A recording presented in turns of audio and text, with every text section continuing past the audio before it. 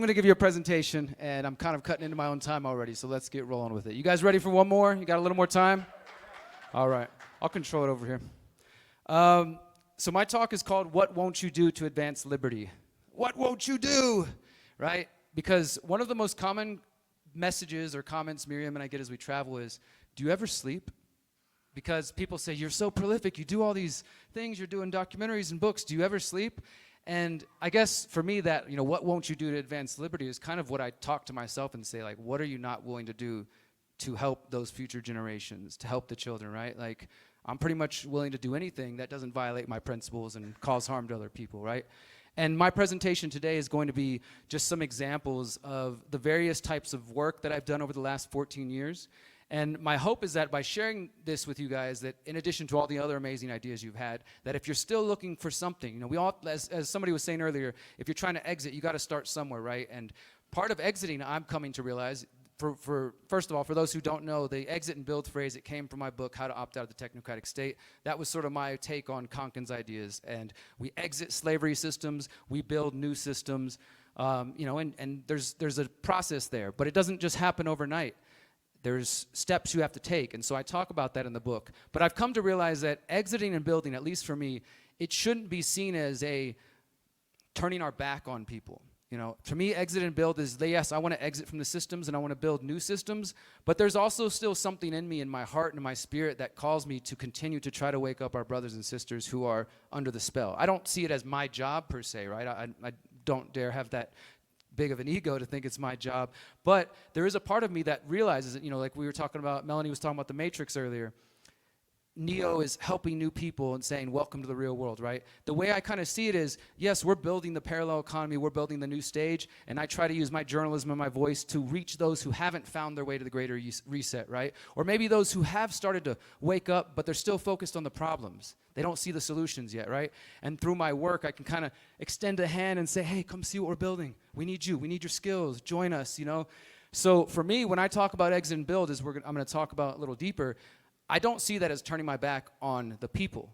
I turn my back on the system and try to build better ones, but I don't think that means we should just think that getting our land alone is going to fix things. And I've come to realize that. And for me, I also realize that I don't think we're free until all of us are free. And that's a big task, because some people don't want to be free. And I'm not trying to force anybody to be free. But for those who desire freedom, like David and Sterling were both talking about, we have to accept that some people do want to live under tyrannical government, and they think that that's the best solution. You can't drag someone to freedom. You have to let them find their way. So just want to make that clear as I talk about this. I don't think we should give up on people who haven't found their way to us yet. Because if somebody had given up on us, then none of us would have been here, right? If somebody didn't come up to me in 2010 and hand me a 9/11 was an inside job sticker, I might not be here today. And by the way, 9/11 was an inside job. All right, so let's get through this. I'm going to make the slides big, and I'm going to be small over here because I want you guys to see this. Street actions and protests. You're going to get a little preview of my life over the last 14 years. Every single thing I've tried and experimented with. The most obvious thing. How many people here participated in protests, marches, rallies, right? How many of those things led to the changes you want? Not too many, right? Did you meet good people, though? Did it feel good to express yourself, to get out there? So it has value, right? Maybe it doesn't get the change we want, but you meet new people, you recruit people, and then you work on the bigger ideas. And if you see that top right one, that was my buddy Johnny from Houston, who was here just the last couple days. I think the top left one, that was during COVID. We were some of the only people in Houston. Those are both COVID protests, actually, the top left and the bottom right. And when it really mattered, December 2020, we were on the streets, and we made clear we weren't going to take it, even in Texas. And I think that's important. We got to remember that. We have to stand up when it really matters. Marches, rallies, this is going back to Occupy Houston. That middle sign there is the Houston Freethinkers banner. I started the group called the Houston Freethinkers in 2010.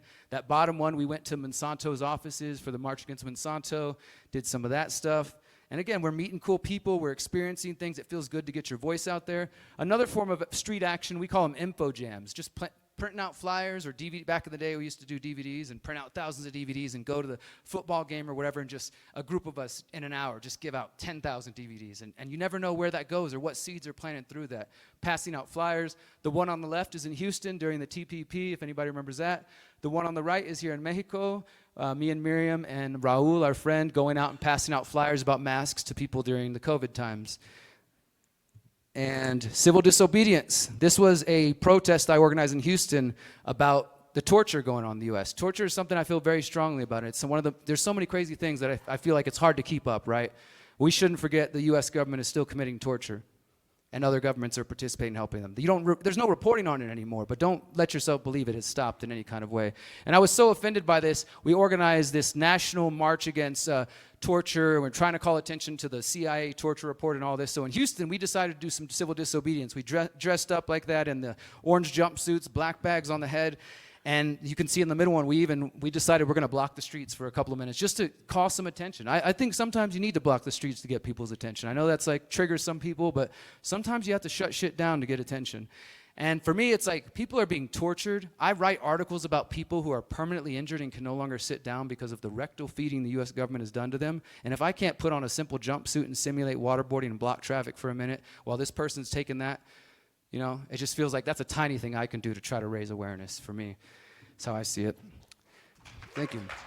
So I've tried street action, protests, rallies, marches. I've tried artistic stuff. I've created all kinds of art in Houston. Does anybody know what wheat pasting is? You should learn about the art of wheat pasting. It actually started in Houston. It's really blown up. If you're into street art, you basically just make an extremely strong paste. You get your art, you put it up on a box, and it's never coming off. And it's homemade paste. I can tell you how to make it in 10 minutes. And so when I first started out, I was putting up fluoride, there's poison in the water, wheat paste, you know, just going all around. We were drawing art, we were being really creative. And then as you guys, or for those of you who know, I have an alter ego, 33. I perform conscious music. And in fact, I'm going to perform a song for you right now. Because this is just another way to reach people, right? And this is the point I want to make. And what other way to make it than to share it with you? This is called Awakening. I feel like there's this anger that I bottle up inside, and I don't know what to do with it, but it's only a matter of time before I explode on these people. My patience has been tried. Why didn't I find myself until my father died? Why does it take so much pain to make me a man? Not sure I believe in fate, but I'm trying to trust God's plan. I always knew there was something more than just TV and fame. I just didn't realize how dark and deep they take this game.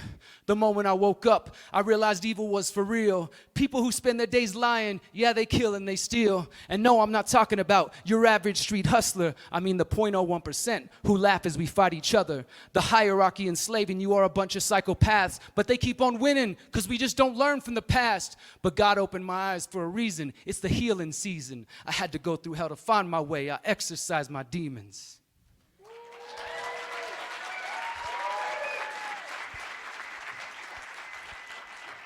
I've never felt more powerful than when I question the power. So full of themselves, lost in arrogance, but in reality, they're cowards. If you're searching for the devil, look no further than your government. The politicians are the puppets, but don't forget the false covenants. False prophets, mega churches making profits, the devil's loving it. They lie to your face and you take it. Do you prefer to be ruled? Wolves in sheep clothing, they got you fooled. They pull the wool over your eyes, feed you lies while they strategize and propagandize. Come on, my brothers and sisters, this is our moment to rise. They never saw us coming, but we are the antidote to their lies. We strive for truth and liberty. We strive to be better. Humanity's got its flaws. We've made mistakes, but this ain't forever. I know we're destined to build a better world we know is possible. It's gonna take struggle and making ourselves responsible for our choices and actions. We have the power to manifest that which we know we deserve. We are humanity at its best.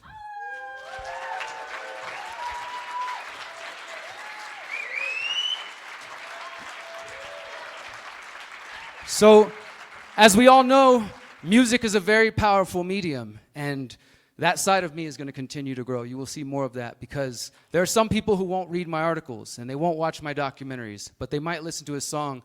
And for those who don't know, and I'll talk more about this later, my album, my music, it comes from my struggles with drug addiction, with going to prison at 20 years old and being suicidal and turning my life around. And I know there's so many other younger brothers and sisters, just like I was 20 years ago, who are looking for this community. They feel hopeless, and they need to know they're not alone. And if my music can touch anybody that way, then it's worth it.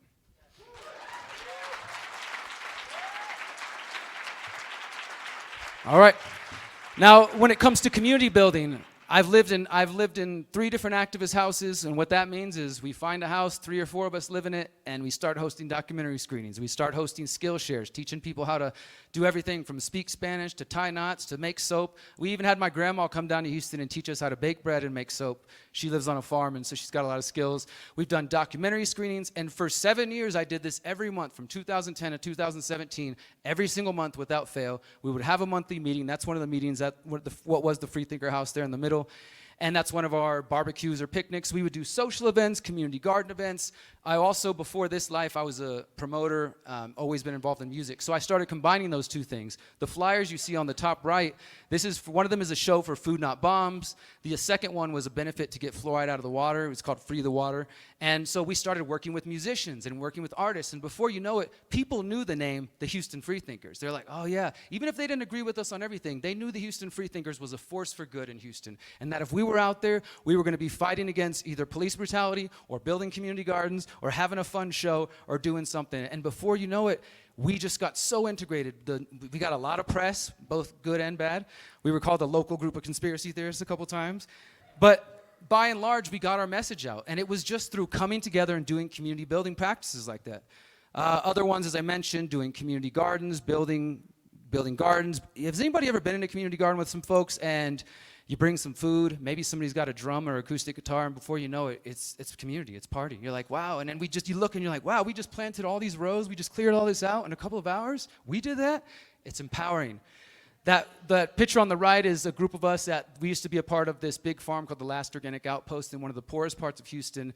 And those are my dirty hands on the bottom, celebrating being in the dirt. The top left there is me at the Freethinker House. We were growing tobacco, tomato plants, all kinds of stuff. And those little jars of juice at the bottom left, one of our housemates had a really just ingenious counter-economic idea. We start noticing there's all these people in our neighborhoods that have orange trees and grapefruit trees, and they don't pick them ever. They're just wasting.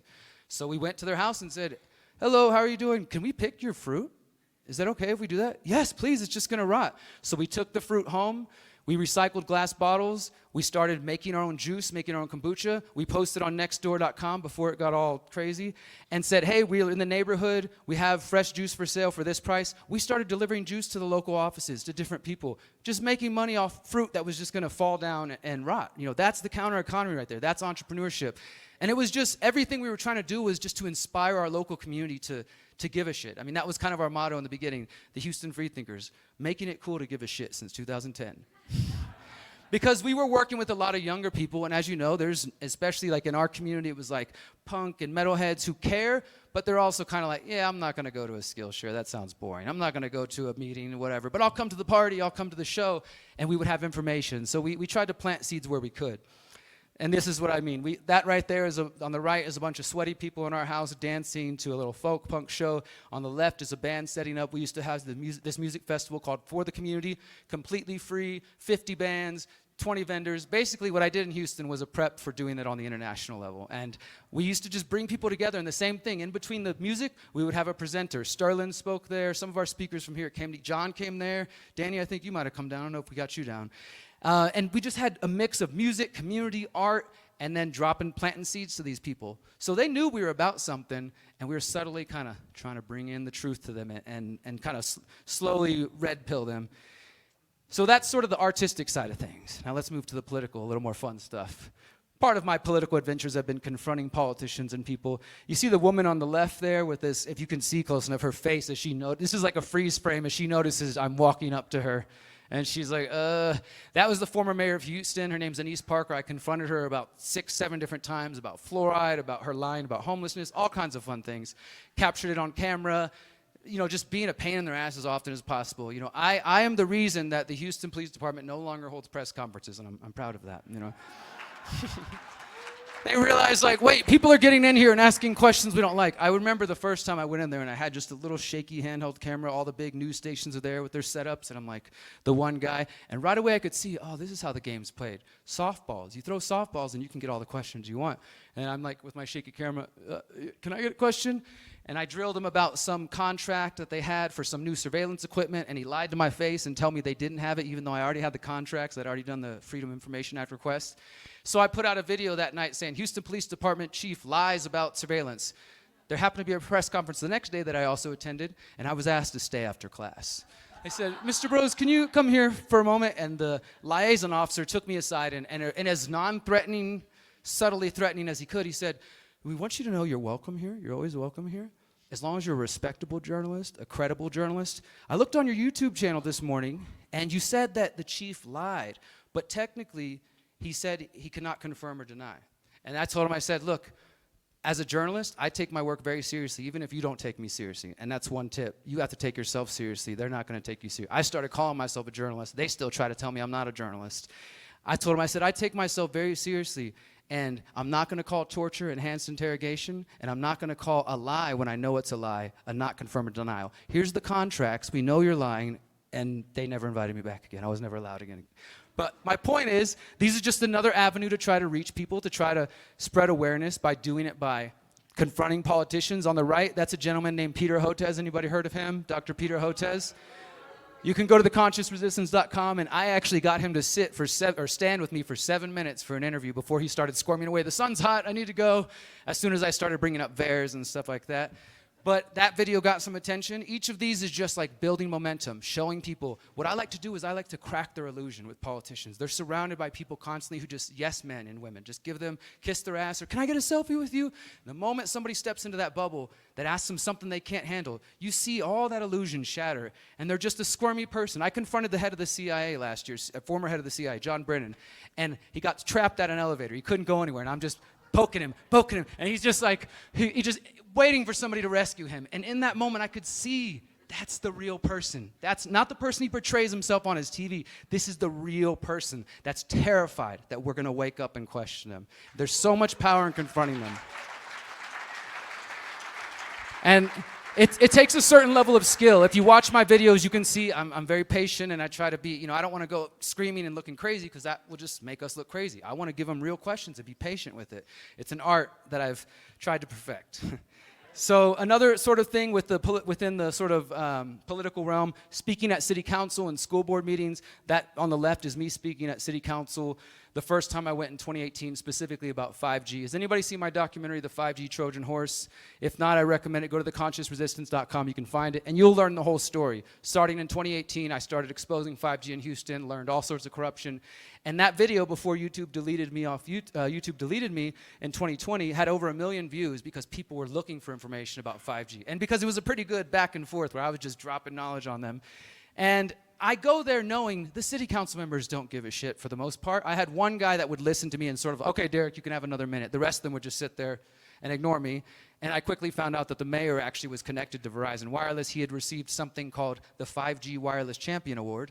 And so he wasn't interested in the conversation. So I don't go to city council thinking, oh, they're going to listen to me and we're going to get change done. I've learned by now it's probably not going to happen. But the beautiful thing is they post all this stuff on public access TV. I go rip it off there and load it on all my channels, and it gets way more views than it ever would. And then that gives people inspiration, like, dang, Derrick, you did that? I can go to my council and do the same thing. And sure enough, people have sent me their videos and said, look, after you went, I got the courage to go to my council, to go to my school board, to go to this meeting or that meeting. And so I've been to school boards, I've been to the city council. The one on the right, it's kind of hard to read. It says, Metro faces public backlash after counter-terror initiative. And what happened was in 2012, the TSA, the Transportation Security Administration, the people who grope you if you ever fly into the US, they announced that in Houston, they were launching a program called Bus Safe, where they were going to start searching all bus users, random bag checks, random ID checks, just for riding the bus, which, as far as I'm concerned, and what they quote me in the article, I say, I don't believe we give up our Fourth Amendment rights just by buying a bus ticket. And so we made this a big stink. We didn't go ask the government to stop this. We literally found out, okay, when does Metro have their next board meeting? And then 200 of us showed up. We got the media to show up. In the first meeting, they were overwhelmed. And they said, okay, guys, we're going to set a new meeting 2 weeks later. We brought even more people to the second meeting. By the end of that meeting, they shut that program down, and it's never come back to Houston. Definitely one of my prouder accomplishments in terms of like, hey, because I think it's important for us to ask, can we measure the impact of our work? Whatever your work is, right? If your work is putting out podcasts, writing books, giving speeches, being a mentor, being a parent, right? Can you measure the impact of your success? And if you can't, it might be time to rethink a different strategy or to see what else you can do. I can literally look in my inbox and see people telling me steps or things I've done or a book I wrote or an article I wrote or a documentary I made help them in this way or that way. We're getting messages right now about people saying, thanks for the greater reset, this is life-changing. Like, I can measure the impact of the steps I'm taking. And so I know I should keep going.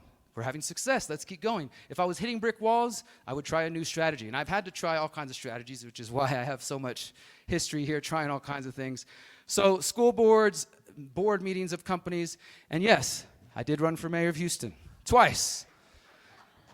Broze for mayor, Broze para alcalde. Let's see, we got it right here. And look, here's part of the reason. You see that top right one, or top left one?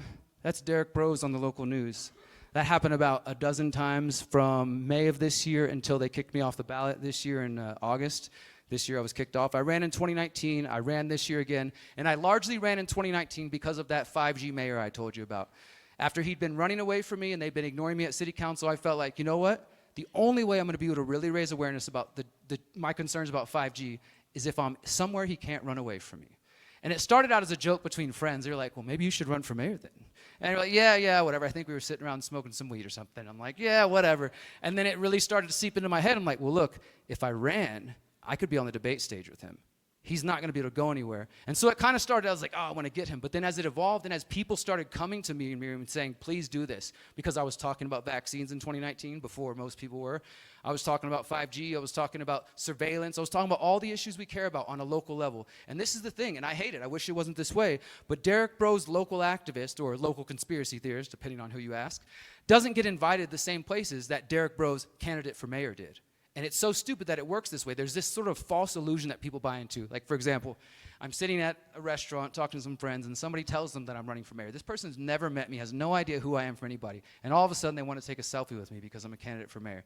That, to me, is like they're putting some sort of illusion that, like, oh, he's important because he's running for office. And to me, I'm like, I think everything I was doing before then was much more important, and if you want to take a selfie with me for that. But I kind of see these things, right? So I don't want to buy into that illusion. And I told people, I'm not here to tell you to vote for me necessarily. The first time around, people did vote for me. We had like 700 votes or so.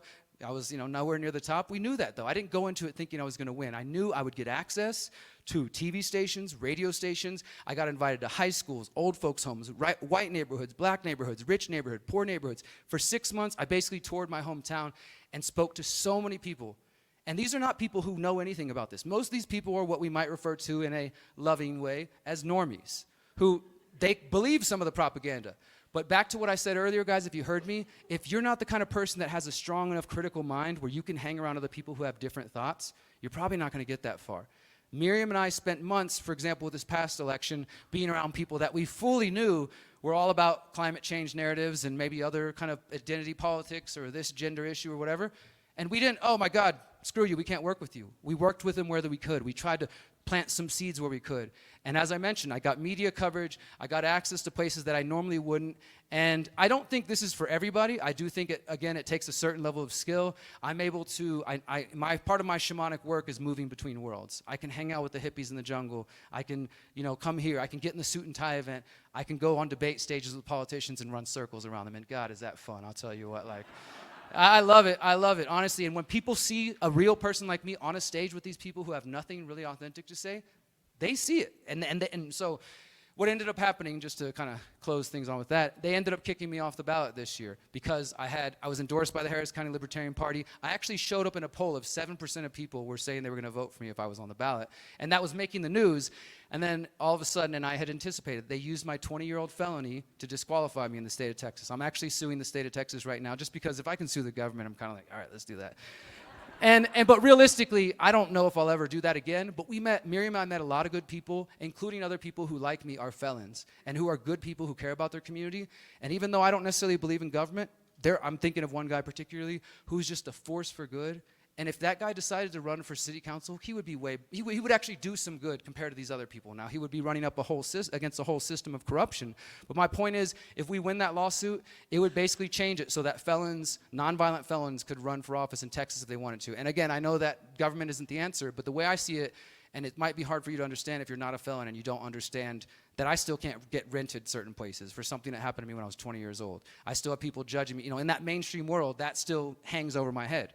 Thankfully, you guys don't care about those things and you accept me for who I am. But when I go back into that world, that's a big thing. We couldn't get an apartment rented when we moved back to Houston to do this. Like, it's still something that affects us. So the way I see it is if we can remove one less barrier to entry for a felon, then I think that's better. And in the hopes they might do some good, right? So I ran for mayor not because I believe politics is the answer, to kind of conclude that thought, but because it's just another avenue to try to reach people. This is my whole thing. What won't you do for liberty? I'll run for office. I will. I won't ever run for anything bigger than that. I feel like if you're going to run for anything, town council, school board, your city council, whatever, I ran for mayor specifically because the mayor's the one that gets the media attention. If I ran for city council, I'm not going to make it on TV, right? It's a very strategic thing I was doing. So I know some people were like, I'm getting emails, fuck you, I'm unsubscribing from you, Derrick. I can't believe you sold out. How dare you? You're the one who taught me to exit and build. And I just want anybody who cares about that and who pays attention to what I do that much, that everything I do is strategic. I knew what I was doing. I knew I wasn't going to win, but I think we planted a good amount of seeds, and we got to do it in the 4th largest city in the United States, all over the media. So I consider it a win. You know, for what it's worth. Okay, so some more strategies here. Academic and journalistic. I've written some books. That book on the left is my book, How to Opt Out of the Technocratic State, the 2nd edition, which I'm most proud of. As I said earlier, it's been inspired by Samuel Konkin. We have them out there if you want to check it out. You can also download it for free, theconsciousresistance.com/how-to. So I've written books to try to reach people. That middle flyer there is for a teach-in I did called Houston Under Watch, when I learned that the Houston Police Department had Stingray cell phone surveillance tools. That's what the police chief was lying to me about. He wanted to pretend they didn't have them. And so I started just gathering all this research. I reached out to the ACLU when they actually cared about things like this. And we held a teach-in in Houston, invited everybody and said, hey, you want to come learn about what kind of tools the police have? Come to this event. And we had 100-something people show up, and I got to just share my knowledge. Like, hey, this is what I've learned. This is what I've found. I'm just sharing with my community because I want you all to be aware the police have these tools. Let's try to work on solutions, right? So I'm furthering the knowledge, spreading the knowledge. It's going further. The consciousness is becoming aware of problems we have. And that's my book, The Conscious Resistance Trilogy, which unfortunately we don't have here today, but you can buy online on the right. And that gets more into the spiritual side of things, which we're going to touch on in a moment. And then, of course, giving presentations, the Better Way Conference in the UK, Next Steps in Atlanta. You know, this, of course, the Greater Reset. I pretty much spend most of my year traveling across the U.S. or different places that people invite me, giving presentations to try to further the knowledge. But I don't like going to echo chambers, so I'm being more selective and trying to choose events where I think the knowledge I'm sharing is going to be new, right? Like, if you guys already get it, then what's the point of me coming, right? It's just so we can talk to each other and pat each other on the back. I don't want to be in an echo chamber. I want to keep spreading. So whether it's writing books, doing teach-ins, giving presentations, my journalism through my articles and my documentaries and such, I'm trying everything I can because it's that important. We got to reach people wherever they can. And like I said earlier with the music, some people are going to jam my music and love it, and that's all they'll tune into. And they're like, wow, they're getting the message through the music. They'll never read an article of mine. They're never going to watch a documentary or whatever, but they'll jam the music, and the seeds will be planted into them. And vice versa. Some of you aren't going to like hip-hop, but you might read my work, you might read the book, you might watch a documentary, you might listen to a talk. So I'm trying everything because I think we need kind of like all hands on deck, let's try every solution we got. And I've got enough energy right now to do it all, so I'm going to do it. Researching, writing, producing documentaries. That's an interview I did with Mark Passio, who'll be speaking on Sunday. Producing documentaries, you can go to theconsciousresistance.com and check out all of our documentaries. You can go to thepyramidofpower.net to see my 17-part documentary series. Which is in 30-minute chunks, trying to wake people up to education, to media, to the food system. So if you've got a friend that's at least willing to listen and you can sit them down for 30 minutes and you don't want fear porn, you don't want screaming and a lot of the bad alternative media out there, I encourage you to check out the Pyramid of Power because I put a lot of intention into only sticking to the facts, the things we can prove, which are already crazy enough, and not coming from a place of fear. Every single episode ends with solutions, of course, right? Because it's important. We got to give people solutions. Yeah. Thank you.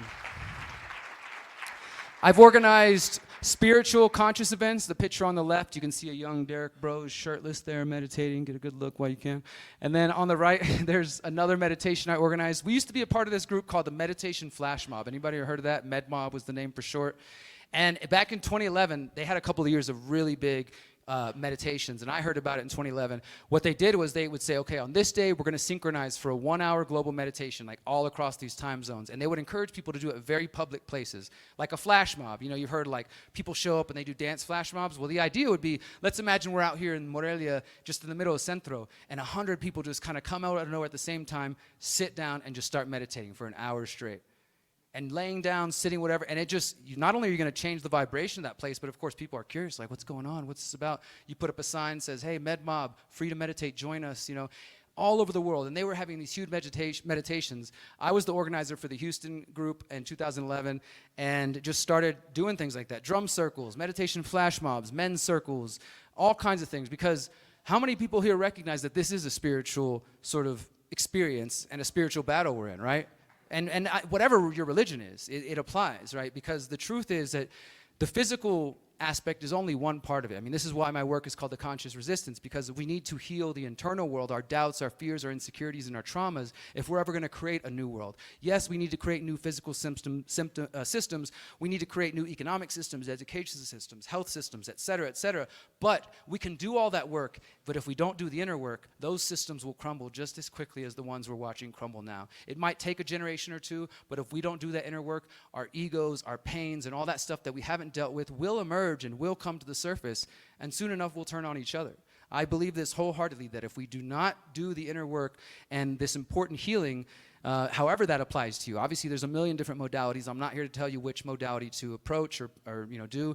I like prayer, I like meditation, things like that. I like a good conversation with a good person, authentic, heart to heart, crying in each other's face, being real. I crave authenticity. You know, I don't always get it in my real family, but I crave it, and I love that I can come here and meet you guys and just in 10 minutes we're hugging. We're like sharing stories about each other's lives, right? That's what we need. We need more of that. That's the activism too, right? Do you guys get that? That's part of our activism. And this is one thing to recognize. Sometimes when we think about activism or that word, we think about the first pictures I showed, the protests, the rallies, the marches, right? That's what an activist is. But as I'm showing you, an activist can be all kinds of things. It can be somebody organizing meditations or documentary screenings or writing books. It can be somebody who just has a polite, conscious, compassionate conversation with another human being and helps them see that they're not alone, right? There's so many forms that our activism can take. And the way I see it is we're all activists. Some of us are just more active than others. And, but everything you're doing, David was saying it earlier, I don't vote. I didn't even vote for myself, okay? I voted, it's not a thing.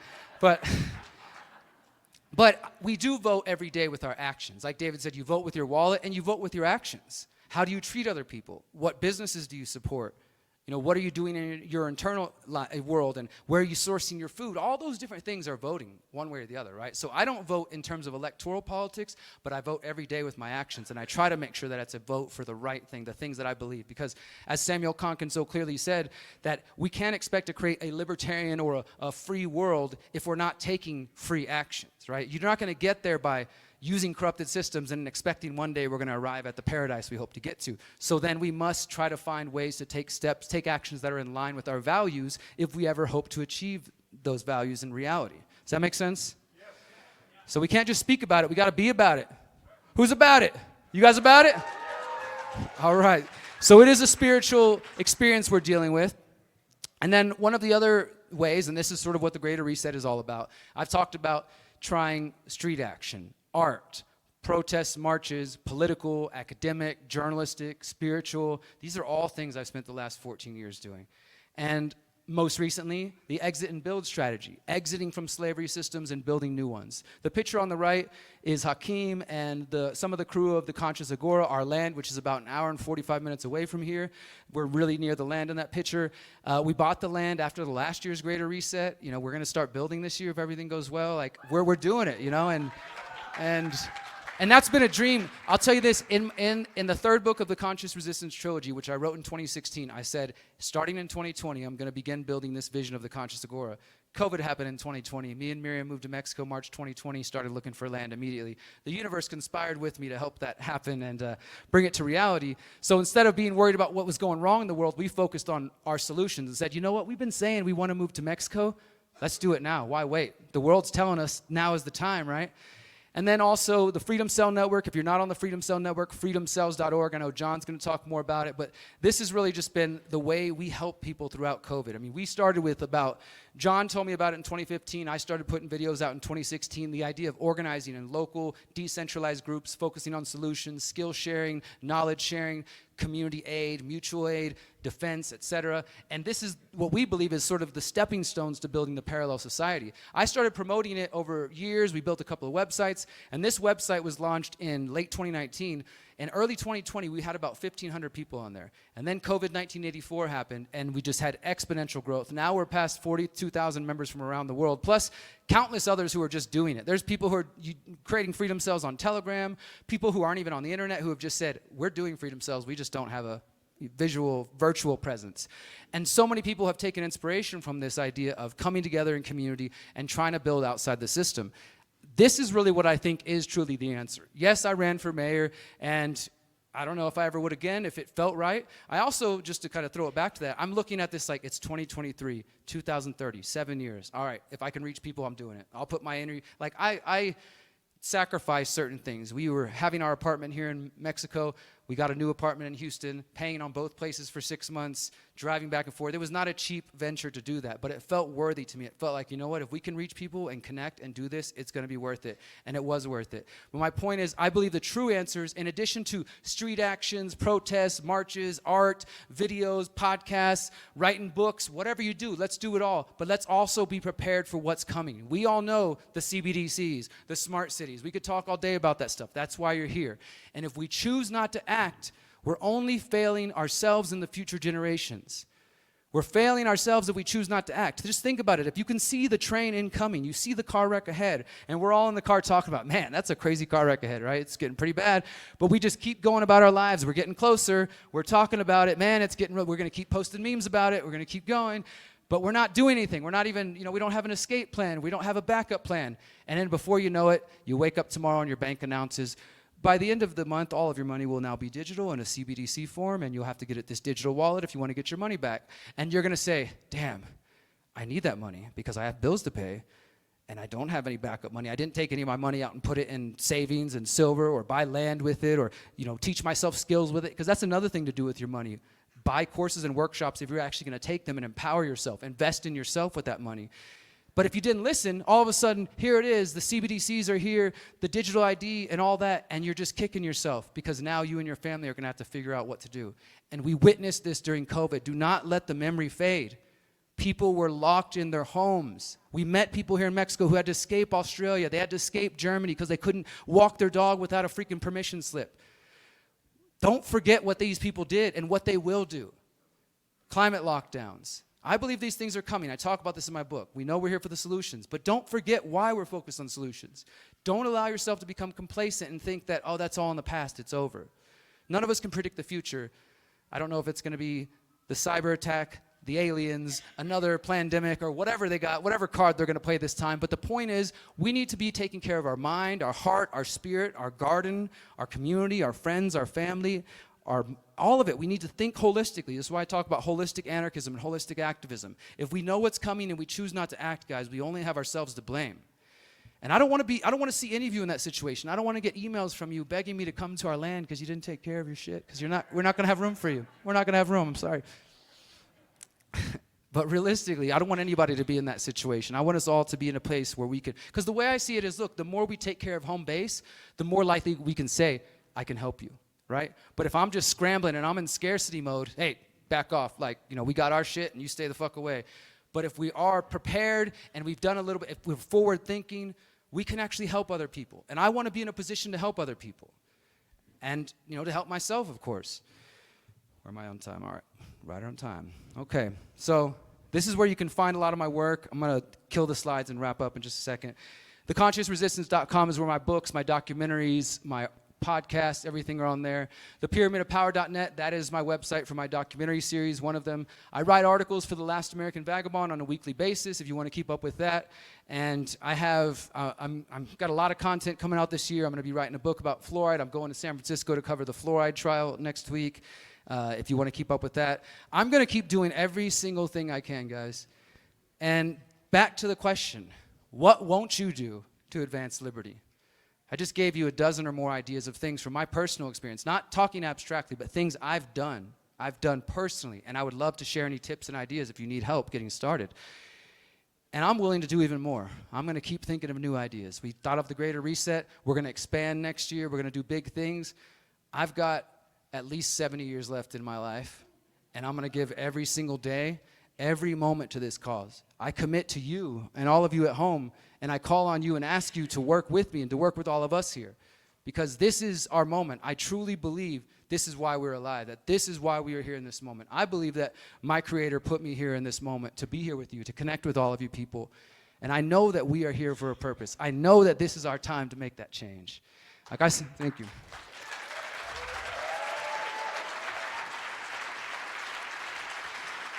One of the lyrics in that song I shared, Awakening, I said, "They never saw us coming, but we are the antidote to their lies." And that's my message, my friends.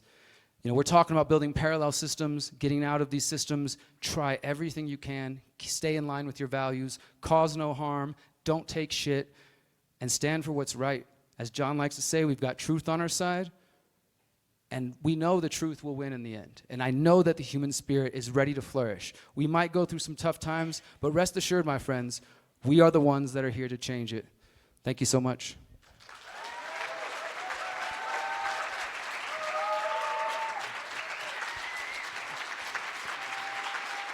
Thank you. Hey, can I get y'all to do my affirmation with me? Will y'all do my affirmation with me? All right. Hey, thank you so much. Truly, I appreciate you. And honestly, the Greater Reset is one of mine and Miriam's favorite part of the year. We live for this. We work for 6 months for this moment to bring you guys here, and it fills my heart. I want to just end things before we close the stream with my positive affirmation. Guys, on the way out, if you would pause for one moment, I think you want to be a part of this, or I invite you to be a part of this. Everybody take a deep breath together.